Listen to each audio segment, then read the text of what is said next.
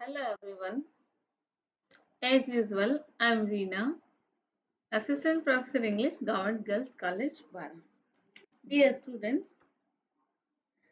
as previous we have discussed the sixth videos regarding this poem in memory of William Butler Yeats written by Wassenhur Auden, and this is the seventh video.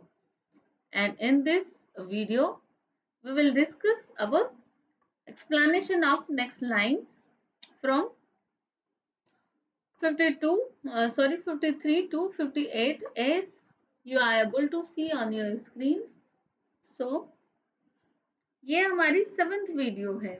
जैसा हम पहले 6 videos में इस poem की previous lines discuss कर चुके हैं और ये सेक्शन थर्ड चल रहा है और सेक्शन थर्ड की लाइन नंबर 53 to 58 तो हम यहाँ देख रहे हैं और उसके बाद 59 to 61 means total 53 to 61 lines का हम यहाँ पे एक्सप्लेनेशन देखेंगे इस वीडियो सेवेंथ में। तो पिछले जब हम पढ़ रहे थे सेक्शन फर्स्ट सेक्शन सेकंड और ये चल रहा है हमारा सेक्शन थर्ड, किस तरह एक फाइनली एक फेयरवेल के रूप में एक वैलिडेटरी सेशन के रूप में यहाँ ऑर्डन ने विलियम बटलर ईट्स के लिए लिखा है सेक्शन थर्ड में। तो स्टार्ट करते हैं हमारा आज का वीडियो 7।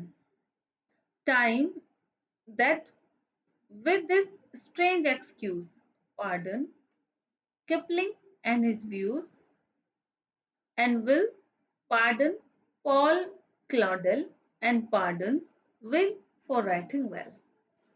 पिछले वीडियो में हम पढ़ रहे थे कि किस तरह से टाइम को यहाँ पे ऑर्डन ने बताया है कि कैसे लाइन नंबर जो 45 to 53 हमने देखी थी, देख सकते हैं आप फिर से एक बार उसको बुक अपनी साथ में लेके बैठिएगा और देखते रहें कि किस तरह से इन पोएम्स का लाइन टू लाइन एक्सप्लेनेशन हम देखते हैं। तो जैसे लाइन नंबर 45 से 53 इससे पहले वाली वीडियो में हमने देखा था कि पोइट कहता है time that is intolerant means time जो है इंटॉलरेंट भी है और एक ग्रेट ट्रेवलर भी है। और ये भी बताया था हमें कि किस तरह से टाइम जो है वो ग्रेट पोएट्री और ग्रेट लैंग्वेज जो होती है उसको ध्यान में रखते हुए उस पोएट के और उस व्यक्ति के सभी डिफेक्ट्स और वीकनेसेस को माफ कर देता है। जैसे अब इन अगली लाइन में हम देखेंगे कि किस तरह से ऑर्डन ने यहाँ पे एग्जाम्पल्स दिए हैं कि किन किन लोगों को जो है वो टाइम के द्वारा माफ कर दिया गया था, जबकि उनमें कई सारी खामियां थी जो माफी लायक नहीं थी, लेकिन फिर भी उनकी राइटिंग वेल उनके अच्छे लिखने के कारण उनको माफ कर दिया था। जैसे यहाँ पे नाम आते हैं, किपलिंग का नाम आता है, पॉल क्लॉडेल का नाम आता है। तो ये वो लोग जिनको की टाइम के द्वारा मीन्स बाय द टाइम इनको माफ कर दिया गया।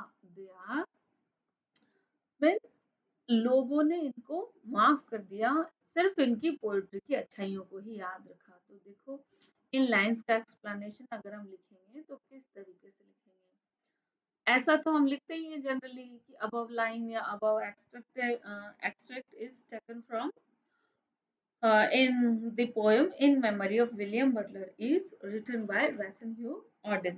इस तरीके से तो हम लिखते ही हैं स्टार्टिंग जब भी हम एक्सप्लेनेशन लिखेंगे पोएट्री का। तो देखो आगे है, as Auden says that time is a great traveler, it pardons all defects of the poets and gives permanent fame to the poets for their good language। good language means IE means होता है id est, जैसा कि poetry यानी time के by the passing of time कोई भी poet है तो उसकी पोएट्री की गुड लैंग्वेज गुड स्टाइल के कारण उसके सारे डिफेक्ट्स और वीकनेसेस को माफ कर दिया जाता है।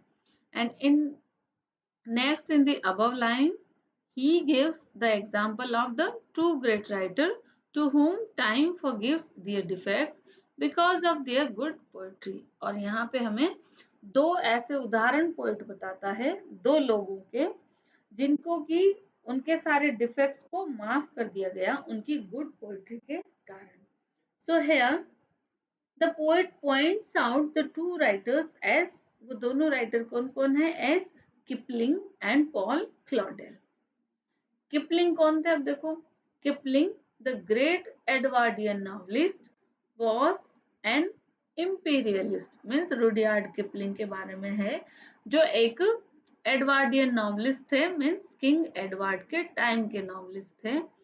और वो कैसे थे, साम्राज्यवादी विचारों वाले थे। इम्पेरियलिस्ट मीन्स साम्राज्यवादी विचारों वाले थे, विचार उनके साम्राज्यवादी थे, लेकिन फिर भी but he is still remembered because of his art of writing. लेकिन आज लोग किपलिंग को उनके साम्राज्यवादी विचारों के कारण नहीं, बल्कि उनकी आर्ट ऑफ राइटिंग, उनकी पोएट्री और उनका जो लेखन की जो शैली है, जो कला है, उसके कारण याद रखा जाता है। तो अगला उदाहरण यहाँ पर देखो, एक तो उन्होंने उदाहरण दिया किपलिंग का। नेक्स्ट देखो, time forgives his all defects, और टाइम ने किपलिंग के सभी डिफेक्ट्स को माफ कर दिया, भुला दिया। सिमिलरली नेक्स्ट इज पॉल क्लॉडेल, और अगला उदाहरण किसका दिया है, पॉल क्लॉडेल का। देखिए पॉल क्लॉडेल कौन है। He was a poet and supported the fascists during Spanish Civil War. जब स्पेनिश सिविल वार हो रहा था तो उस समय आपने सुना होगा फासिस्ट नाजिज्म मीन्स नाजीवाद, फांसीवाद। ओके, सो फांसीवाद का समर्थक वो था, लेकिन फिर भी बट टाइम, यहाँ पे बाय मिस्टेक में टाइम का स्पेलिंग पूरा लिखना भूल गई, तो आप यहाँ पे स्पेलिंग सही कर लीजिए, time excuses means forgives time, लेकिन टाइम ने माफ कर दिए their faults for sake of their good language, और उनकी गुड लैंग्वेज के कारण उनके सभी डिफेक्ट्स को टाइम के द्वारा माफ कर दिया गया। And time excuses the cowardice, conceit et cetera, means कितने ही कायर हो, कितने ही, या कवार्डिस, कवार्डाइस और कंसीट्स जो है, मीन्स उनके वीकनेसेस के बारे में ही बताया है कि सारी वीकनेसेस, सारी कवार्डिस और कंसीट्स को यहाँ पे टाइम ने माफ कर दिया of the poets and writers because they wrote beautifully, क्योंकि उन्होंने बहुत ब्यूटीफुली लिखा, इसलिए उनको माफ कर दिया। सो time cares for their writing and for nothing else.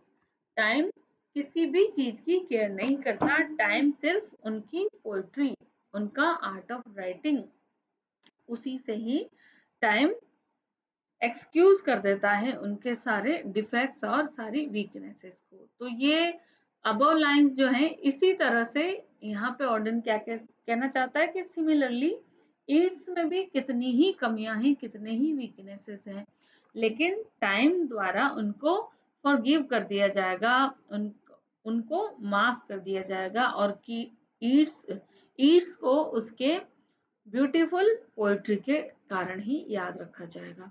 तो अगली लाइंस देखिए, लाइन नंबर 59 टू 61 इस तरह से।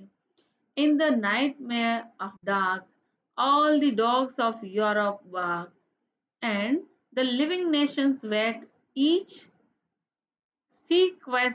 sequestered in its head। Means उस समय के एटमॉस्फेयर के बारे में बताया है, जब विलियम बटलर ईज की डेथ होने वाली है, इवन हो ही गई है, जनवरी 1939 का वो टाइम, जब पूरा वर्ल्ड जो था was on the another on the brink of another world war, like second world war, और पूरा संसार जो है वो सेकेंड वर्ल्ड वार के एक किनारे पे था, और कैसा एटमॉस्फेयर बन गया था कि सारे ही देश जो हैं एक दूसरे को मीन्स ग्रैबल करने को उतारू थे। यहाँ पे देखो क्या आया है, in the nightmare of the dark all the dogs of Europe bar.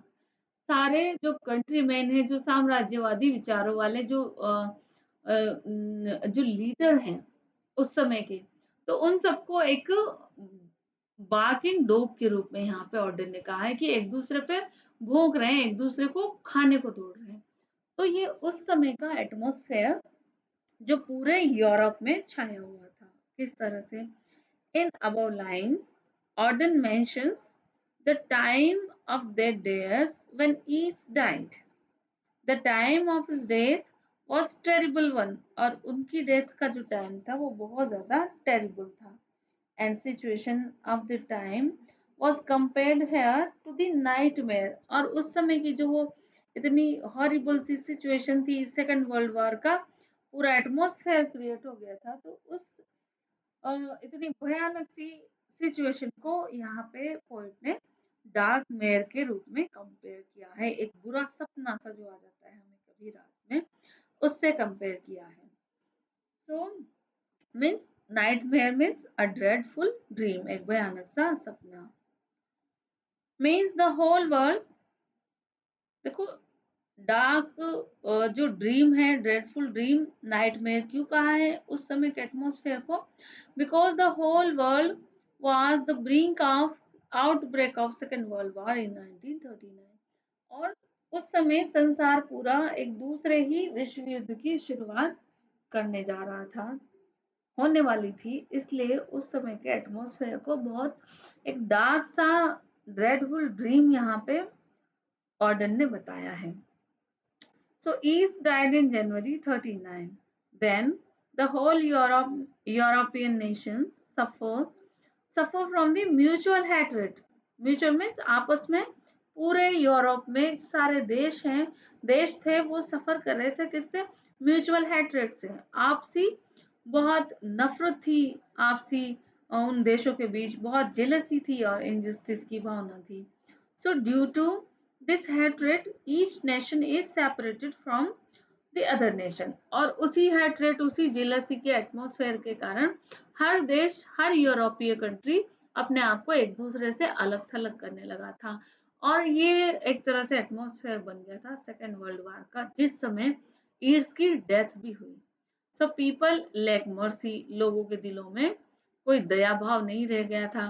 They do not have feelings of pity in their hearts, उनके हार्ट में किसी भी तरीके की पिटी नहीं रही. यहाँ कहने का मतलब ऑर्डन कहना चाहते हैं कि ईड्स तुम जिस समय मरे हो उस समय यूरोप के कंट्री का हाल ऐसा है, और लोगों की सिंपैथी भी तुम्हें मिले नहीं मिले ये कह नहीं सकते. लेकिन चूंकि ऑर्डन कहते हैं कि यहाँ पे टाइम बहुत ग्रेट ट्रेवलर है, अभी नहीं पर धीरे धीरे लोगों द्वारा तुम्हें प्रशंसा की जाएगी, पोएट्री की तुम्हें याद रखा जाएगा. तो इस तरह से उस समय के एटमॉस्फेयर के बारे में यहाँ बताते हैं Auden. So the situation of the time was like the nightmare. So इसलिए उस समय की सिचुएशन कैसी, एक नाइटमेयर की तरह है. In next line Auden compares the leaders of the time with the dogs. और उस समय यूरोपियन कंट्रीज के जो लीडर्स हैं जिनको ऑर्डन ने बार्किंग डॉग के रूप में कंपेयर किया है. As he says, all the dogs of European bark means the selfish, bloodthirsty leaders of the Europe, such as Hitler and Mussolini, were on the highest peak of Second World War. और barking dog कौन? ये ऐसे नायक, उस समय के ऐसे leader जो एक दूसरे पर टूट पड़ने को तैयार थे, जैसे मुसोलिनी और हिटलर, जो सबसे बड़े कारण बने सेकेंड वर्ल्ड वॉर के. So people were hating each other because of their ideological and political differences. लोगों में एक वैचारिक और एक राजनीतिक मतभेद पैदा हो गया था. आइडियोलॉजिकल और पॉलिटिकल डिफरेंसेस लोगों में हो गए और इसके कारण उनमें एक दूसरे के प्रति बहुत ज्यादा हैट्रेड बढ़ गया था. And they separated each other due to this hatred. और इसी हैट्रेड के चलते वो एक दूसरे से अलग थलग, सारे देश एक दूसरे से अलग थलग रहने लगे. और ये एक तरह से उस समय का एटमॉस्फेयर, जब संसार तो दूसरे विश्व युद्ध की शुरुआत शुरुआत पे था और विलियम बटलर ईस्ट की डेथ भी उसी समय हुई. तो इस तरह से सिचुएशन ऑर्डर ने यहाँ पे दिखाई है. So this is our today's e-lecture for class BA part 3 and this is the seventh video. Okay, this is seventh video regarding this poem in memory of William Butler Yeats. And next, in our video number 8, we will discuss line from line number 62 to 71. So be with me in next video and enjoy your studies. Till then, bye.